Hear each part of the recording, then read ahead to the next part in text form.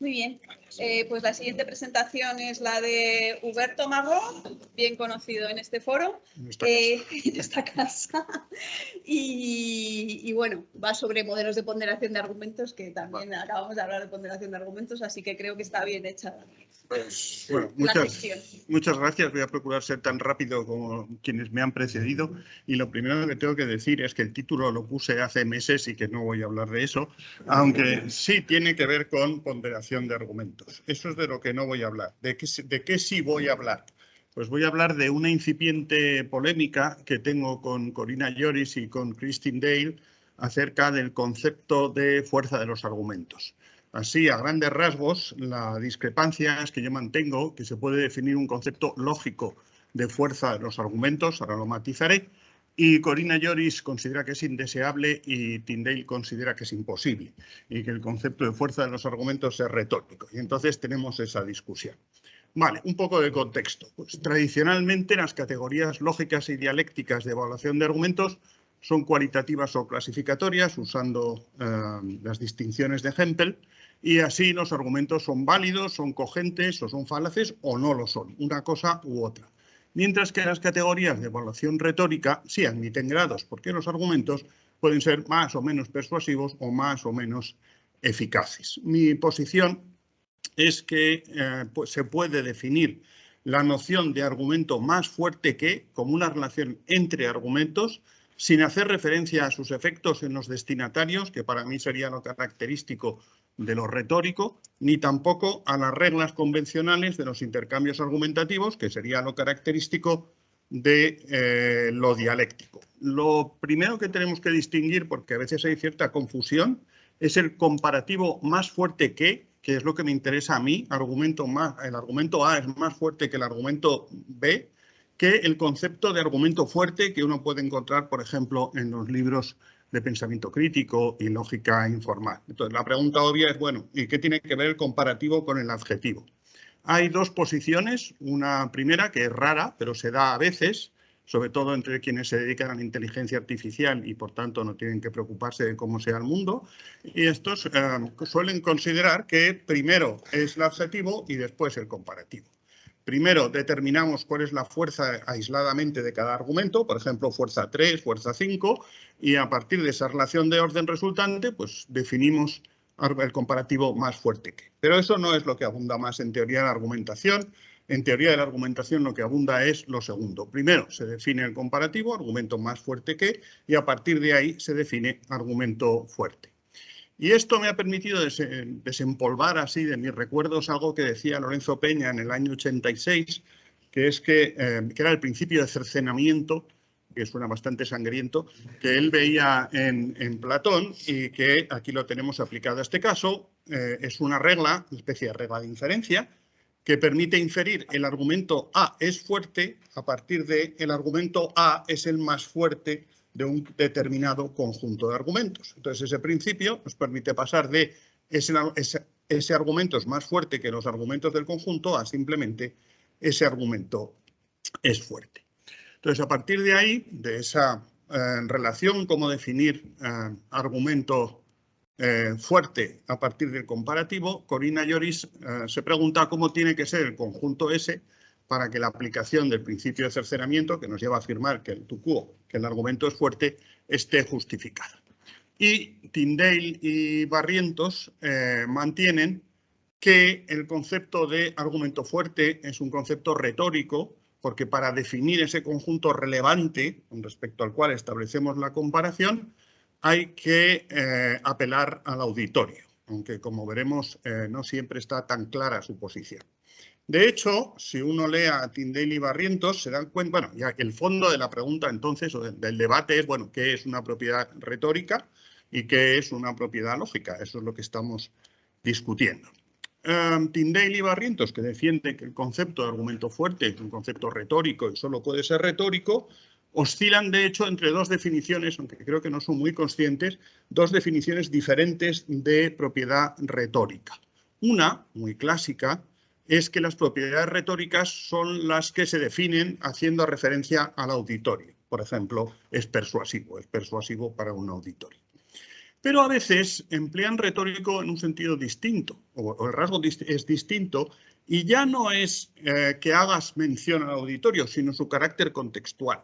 Entonces, dicen explícitamente que lo que distingue las propiedades retóricas de las dialécticas y las lógicas es que las propiedades retóricas son contextuales y las lógicas y las dialécticas no son contextuales. O expresada en otra terminología, las propiedades retóricas serían extrínsecas de los argumentos y las otras propiedades serían intrínsecas. Y un ejemplo que ellos usan es cuando definen o distinguen dos tipos de relevancia. La relevancia entendida como una relación entre las premisas y la conclusión, dicen, es lógica, porque es una propiedad interna del argumento, mientras que la relevancia temática, para el asunto discutido, es retórica, porque se refiere a relaciones entre argumentos, no a una relación interna de los argumentos. Así que vemos que a lo largo de su artículo entienden de dos formas diferentes el carácter retórico de una propiedad. Bueno, como ya he dicho, ellos mantienen que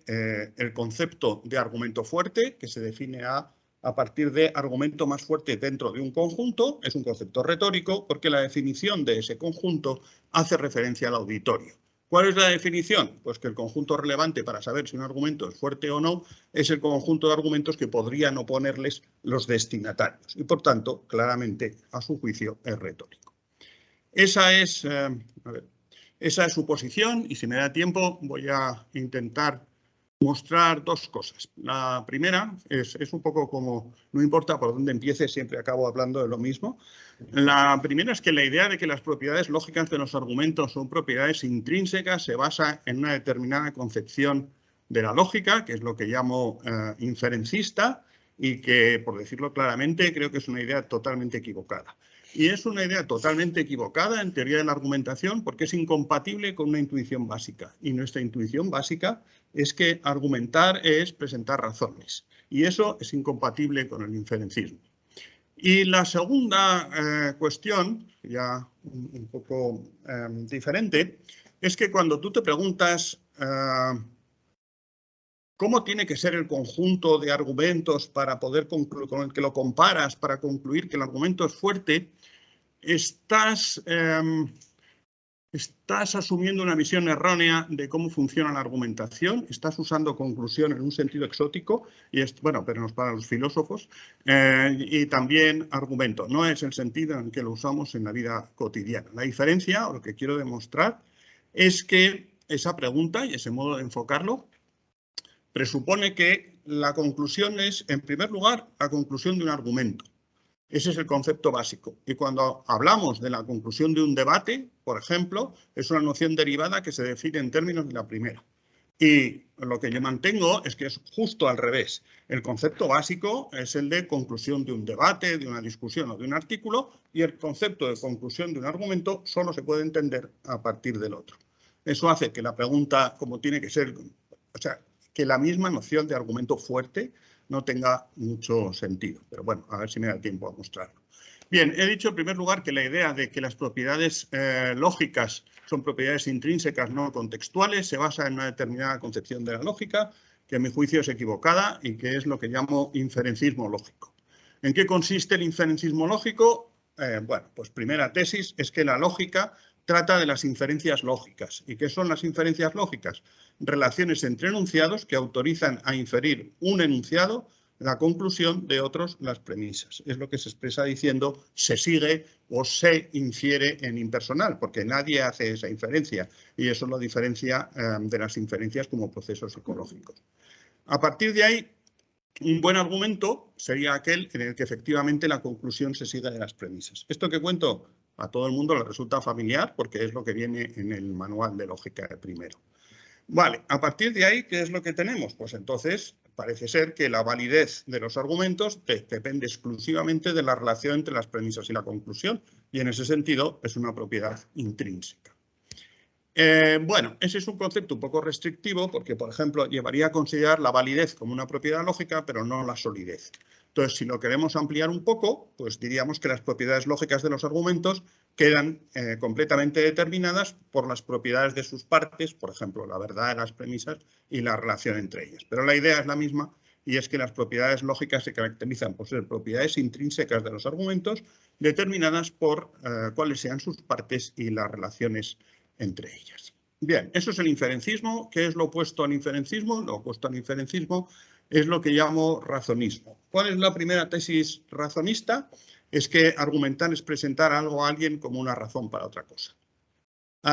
Y, en segundo lugar, lo que también varía es el concepto de buen argumento. Si un argumento lo que hace es presentar una razón, un buen argumento es el que presenta una buena razón, o expresado de otra manera, un buen argumento es el que da una razón concluyente, es decir, una razón que permite aseverar la conclusión. Y a partir de aquí construyo un argumento anti-inferencista. Trato de demostrar que los principios inferencistas son incompatibles con las intuiciones razonistas.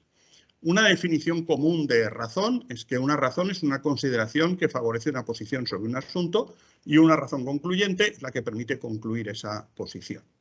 Para que el inferencismo sea compatible con el razonismo, hace falta que ser una razón concluyente dependa solo de la relación entre la consideración aducida y la tesis para la que se aduce. Pero las razones se diferencian de las inferencias porque las razones son ponderables.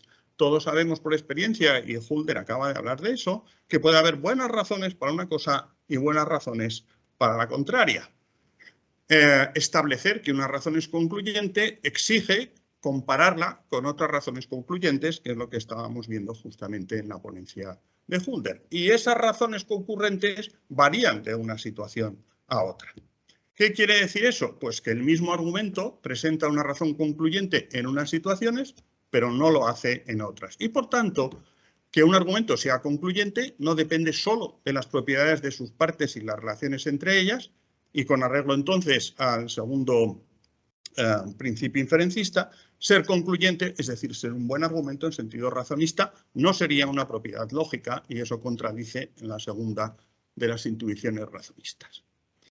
Vale, ¿cómo se intenta arreglar el desaguisado? Pues hay dos estrategias básicas que llamo conductismo, pero no tiene que ver con Skinner, y revisionismo, pero tampoco tiene que ver con Bernstein.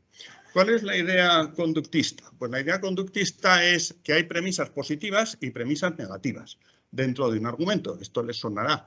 Y que la conclusión se sigue cuando las premisas positivas tienen más peso que en las positivas. Con lo cual, estás huyendo de la ponderación de argumentos para meterlo todo como premisas de un argumento.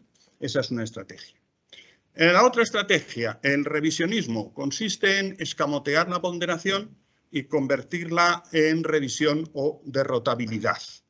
Entonces, lo que dices es, bueno, renunciamos a la idea atomista, es decir, renunciamos a la idea de que las propiedades lógicas de un argumento dependen solo de sus partes, admitimos excepciones y a cambio de eso evitamos la ponderación porque sencillamente cuando hay argumentos opuestos lo que pasa es que concurre una excepción que bloquea uno de ellos y entonces la inferencia válida es solo la del otro. Eso es lo que se llama lógicas derrotables o revisables y son las dos estrategias. Rápidamente, porque no me queda, creo, mucho tiempo, ¿cuáles son las debilidades de las dos posiciones? Bueno, el conductismo. El conductismo multiplica los argumentos sin necesidad y si para evitar eso recurres a premisas ocultas, hace difusa la identidad de un argumento. Supuestamente, un argumento se identifica por cuáles sean sus premisas y cuál sea su conclusión. Todos tenemos la experiencia de que cuando te pones a añadir premisas que son relevantes, y ha salido hace un rato, puedes añadir una cantidad indeterminada de premisas, con lo cual no sabemos ya cuál era el argumento. El revisionismo, pues que explicar la ponderación por medio de excepciones o condiciones de recusación es artificioso y arbitrario. Y el segundo, que es teológico, es un exceso de confianza en la divina providencia, porque supone que siempre que tengas un conflicto de razones va a haber una excepción que lo arregle. Bueno, no parece que los dilemas morales nos permitan creer eso. Vale, como me va a dar tiempo, al menos acabaré con el primer objetivo y he cogido, porque a mí me gusta usar ejemplos, que además es provocador para un anglosajón como Tyndale, porque habla del ajo crudo. Es un texto que dice, es recomendable comer ajo crudo todos los días porque aunque puede causar repulsión y acidez estomacal y aumentar el riesgo de sangrado, favorece el sistema inmune, protege la salud cardiovascular y regula los niveles de azúcar. Vale, ¿qué argumento es este?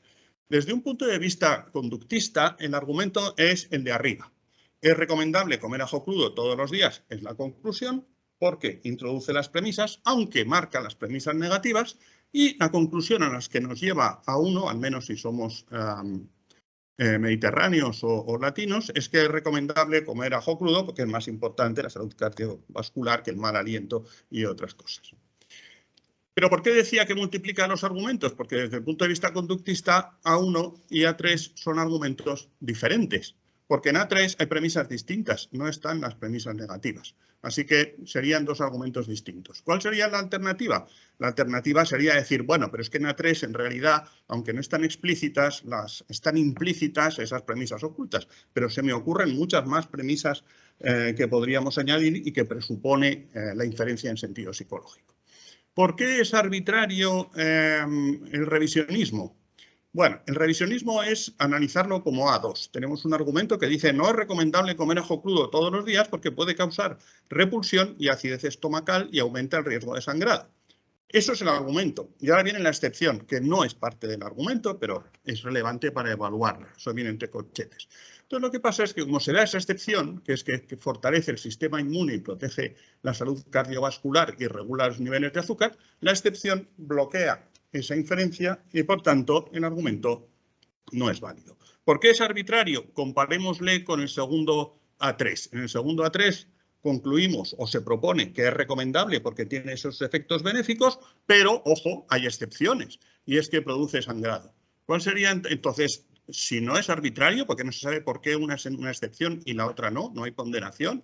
Eso invalidaría también el argumento positivo, a no ser que por algún motivo des más peso a uno que a otro. La explicación razonista, pues la explicación razonista, para eso estoy vendiendo el producto, es sencilla e intuitiva. Tenemos razones para creer que comer ajo crudo todos los días es recomendable y razones para creer que no es recomendable. Después de ponderarlas en una situación concreta, y eso tiene que ver con el particularismo del que hablaba José, damos más peso a las primeras que a las segundas o a la inversa y llegamos a una conclusión. Por ejemplo, si estamos considerando esas razones en relación a personas diabéticas, el argumento concluyente sería el que aconseja comer ajo crudo, puesto que regula el nivel de azúcar, y eso es importante. Pero si lo consideramos con personas que están tomando fármacos anticoagulantes, sería el de peso, serían las razones que lo desaconsejan. Por consiguiente, lo que estamos viendo aquí, llegar a una conclusión, ser concluyente, es una propiedad contextual, que depende, entre otras cosas, de la relación del argumento con los argumentos concurrentes. En un exceso de optimista creí que iba a tener más tiempo y había aprovechado para hacer publicidad. Aquí tienen distintos envases de ajo crudo para su consumo. Pero como no lo tengo, vale, voy a decir al menos cuál es mi línea argumental en el segundo caso. Cuando se habla de la metáfora de la fuerza o el peso de los argumentos, todo el mundo dice que ojo es engañoso, porque sugiere que los argumentos hay una unidad de peso de los argumentos y que se pueden medir y que el proceso entonces es objetivo, ¿no? Esto pesa 5 y esto pesa 3. Pero en realidad no es así. Eso lo dice Bellman y lo dice todo el mundo. Pero yo voy más lejos. Creo que la imagen está equivocada porque sugiere que la argumentación está compuesta de unidades discretas, que son los argumentos, que es posible aislar y comparar entre sí. Y creo que eso es totalmente equivocado. Y eso, que no lo voy a contar, tiene que ver con sentidos distintos de conclusión de conclusión y argumento. Argumento en la vida cotidiana es una parte del argumento en sentido lógico, porque en sentido lógico es un compuesto de premisas y conclusión. Entonces, bueno, iría por ahí, pero no lo voy a hacer porque no me da tiempo. 3 minutos todavía. ¿Cuánto? 3. Bueno, pero primero me daría el gusto de meterme con los colegas y si acaso vuelvo atrás. Vale. Mi idea es, la conclusión es la conclusión, lo vemos aquí. A ver. Vale. En lógica, un argumento es un compuesto de premisas y conclusión. Cada argumento tiene sus premisas y tiene su conclusión. Y un debate es una especie de competición entre argumentos a ver quién se impone a los demás. Y el que se impone, esa es la conclusión del debate. Vale. Yo lo veo justamente en lingüística, en el uso cotidiano, un argumento es una consideración que es relevante para una discusión. Y la relevancia es contextual y puede ser modificada por otros factores. Y al final te lleva a una conclusión, que es la conclusión del debate. Y la idea de que la consideración tiene una conclusión solo aparece cuando retrospectivamente intentas aislar el efecto de esa consideración dentro de la discusión, que es justo al revés. Vale, al experimento. ¿Quién tiene razón? Bueno, yo naturalmente, si no, no lo diría. Pero la cuestión es si lo puedes probar de alguna forma. Bien, si la visión inferencista lógica tiene razón, entonces en un texto argumentativo tendrían que abundar conectores intraargumentativos como por tanto, porque, en tal caso, si es así, que marcan el tránsito de las premisas a la conclusión, si es que eso es un conglomerado de argumentos. Pero si yo tengo razón, esos conectores serán rarísimos y los que aparecerán serán conectores que se refieren a la relación entre las consideraciones aducidas, como pero, además, etc. Entonces lo que hice es tomar 5 artículos de la Revista Iberoamericana de Argumentación, cuya lectura les recomiendo, y contar el número de veces que aparecían ciertas palabras. Pues lo siento por los logicistas, pero por tanto aparece 15 veces en 5 artículos y de ellas 12 son de Robledo, que es una persona, un colega de la Complutense muy dado a usar conectores argumentativos, como se puede ver. Es su personalidad. Sí. O sea, Robledo usa 211, que es más que todos los demás asuntos. Pero bueno, 15. Ahora, ¿cuántas veces aparece pero? 126, nada más y nada menos. Eso quiere decir que los textos están llenos de conectores que explican cómo unas consideraciones encajan con otras y hay muy pocos conectores que digan de aquí se siga esta conclusión. Aún más, si miráramos los portantos que aparecen, pero esto ya nos llevaría más lejos, veríamos que tampoco hacen eso. Sirven para lo siguiente. Cuando yo digo algo, a lo mejor no está claro que tiene que ver con el asunto que estamos debatiendo. Entonces, cuando digo el por tanto, lo que estoy diciendo es lo que estoy explicando es la conexión con el asunto debatido. Muestro una consecuencia supuestamente de mi consideración que la hace relevante para la conclusión final, bueno, que sin embargo se suele anunciar al principio del texto. Entonces, acabo aquí ya. Yo creo que esto es bastante concluyente y además me satisface mucho que hasta un inferencista feroz como Raimundo Morado solo use por tanto una vez. Y nada más, gracias.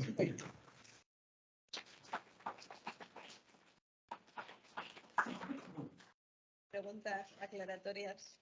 Only. Ángeles.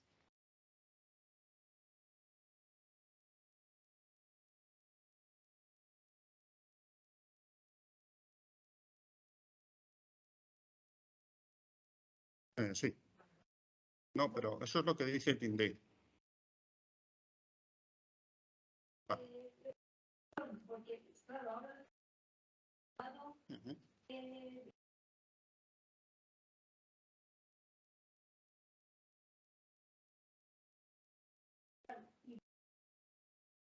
No. A ver, Tyndale cambia el criterio, ¿vale? Unas veces dice que lo retórico tiene que ver con el auditorio, o sea que definir una propiedad retórica de los argumentos es definir una propiedad que hace referencia al auditorio. Por ejemplo, un argumento persuasivo es el que tiene un determinado efecto en el auditorio. Pero otras veces habla de contextual sin referirse al auditorio. Por ejemplo, cuando dice la relevancia de las premisas para la conclusión es lógica porque se refiere a la relación entre las partes del argumento. En cambio, la relevancia de una consideración del argumento para el tema debatido, esa es retórica. Ah, pero ahí no estás hablando del auditorio. De lo que estás hablando es porque tienes que compararlo y ponerlo en correspondencia con otros argumentos. Entonces, lo que yo digo es, vale, para mí una propiedad retórica es una propiedad que se define en términos del auditorio, apela al auditorio. Lo de que las propiedades lógicas y dialécticas, y por tanto lo que queda retórico, sean contextuales, eso solo se debe a un modo de entender la lógica, que es lo que he llamado inferencismo. Entonces, para mí las propiedades lógicas son contextuales, pero no se definen en términos de los efectos sobre el auditorio, que es lo que hace que sea retórico, ni de las reglas convencionales, que es lo que haría que fuera dialéctico. Entonces, son contextuales, pero no dependen de los mismos factores contextuales. Sí. Yo, por rápido, solo una curiosidad. ¿Sobre el ajo? Metodológica. Sobre la búsqueda de la expresión relevante, ¿ha utilizado algún tipo de técnica de análisis de corpus? Hombre, te agradezco la pregunta que me deja como un chapucero. A ver, hice un recuento más extenso, ¿vale? Lo que pasa es que seleccioné algo que se pudiera mostrar así en la diapositiva. Esto se me ocurrió el día antes, o sea que tampoco he profundizado, pero he pensado que sería interesante hacerlo. Y de hecho, una de las charlas que tenemos el último día es de unos colegas que tienen un proyecto en el que se dedican a reunir un corpus y a hacer ese tipo de análisis. Me llamó mucho la atención, y no lo he dicho, bueno, en primer lugar, que por tanto aparece poquísimas veces, pero aparece muchísimas veces y me llamó mucho la atención y por eso lo he puesto, porque no es ninguno de los dos tipos, que son textos filosóficos que están abajo, la cantidad de veces que aparece, por ejemplo. ¿No? En teoría, en la filosofía uno habla, pontifica sobre el mar y los peces, subespecie eternitatis, y no se refiere a nada concreto y sin embargo, ejemplos uno detrás de otro. Bueno, eso es curioso, ¿no? La cantidad de veces que aparecía, pero no tengo una interpretación. Gracias. Voy cerrando para que... Muy bien, sí. ¿Quieres hacer una pregunta de aclaración antes de venir aquí a